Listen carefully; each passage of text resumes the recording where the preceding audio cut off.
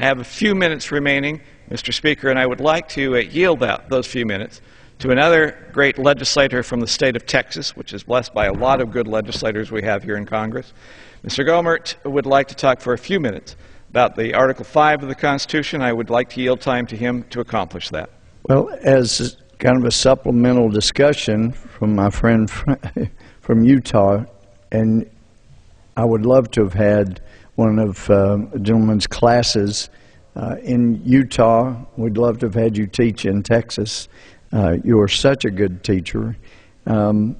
Supplementing the teaching that you've already provided, I'd just like to take people to, Mr. Speaker, to Article 5 of the Constitution. It's a great document. I would encourage people to read that, as my friends have already mentioned. Some have said, well, you would never want to have an amendment convention because it might be full of people who would come up with crazy amendments that would destroy the country. And so you would never want to do that. Some have said, these guys that wrote the Constitution did such a perfect job, we should never allow an amendment constitution provided under Article 5 because that might mess it up. But then, on the other hand, if these guys did such a perfect job in the Constitution, then they must have put Article 5 in here for a reason. And Article 5 simply says that Congress, whenever 2/3 of both houses shall deem it necessary, shall propose amendments to the Constitution, or on the application of the legislatures of 2/3 of the several states, shall call a convention for proposing amendments, which in either case shall be valid to all intents and purposes as part of this Constitution when ratified by the legislatures of 3/4 of the several states, or by conventions in 3/4 thereof, as the one or the other mode of ratification may be proposed by the Congress. Now, some have said, well, if you allowed the second part, the part that has never been utilized in the whole history of the United States, it would be destructive of the country. My point is, if we don't do something radical, and I'm not talking violence, that's completely unnecessary, but something radical from a congressional standpoint, from a national standpoint, we see where this is all going. And just as my friends have been talking about, the excesses and the abuses are bringing this country to an incredible cliff. You know, we just read that China has now bought enough that it is approaching $1 trillion that it owns of the United States debt.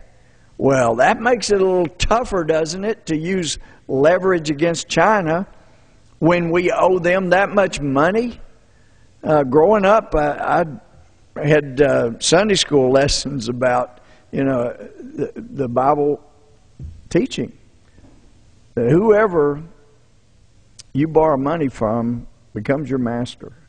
And we've done that because we can't control the spending. So we need something that is a little out of the ordinary to bring this thing in. And what better method than the one that the constitutional founders, the drafters, put in there, approved, and the states ratified, and that is to say, you know what? It's time for an amendment constitution. We have usurped so much power from the states. And this latest health care debacle, the health care reform bill that was passed and signed into law now, has the potential to bankrupt states that were having a hard enough time as it is.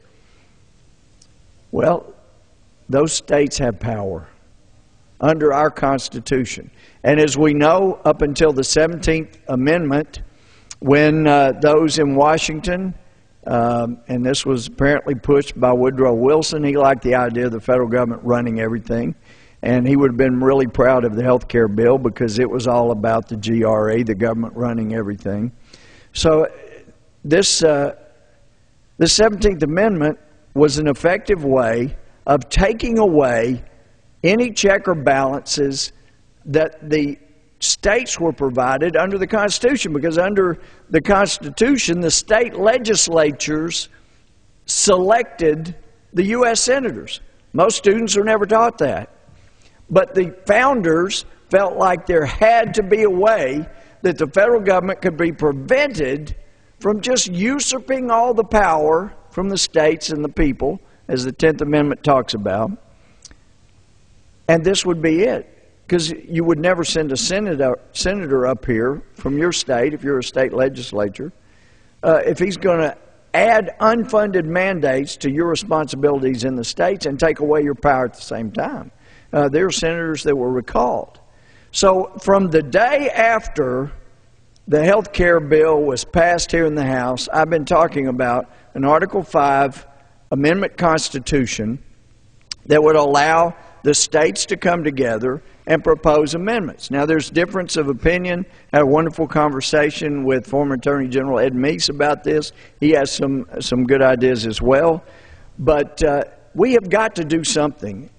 And I'm not in favor of repealing the 17th Amendment, have never been in favor of repealing the 17th Amendment, but there are some wonderful ways of reining in the federal government, maybe giving the states the right to veto legislation.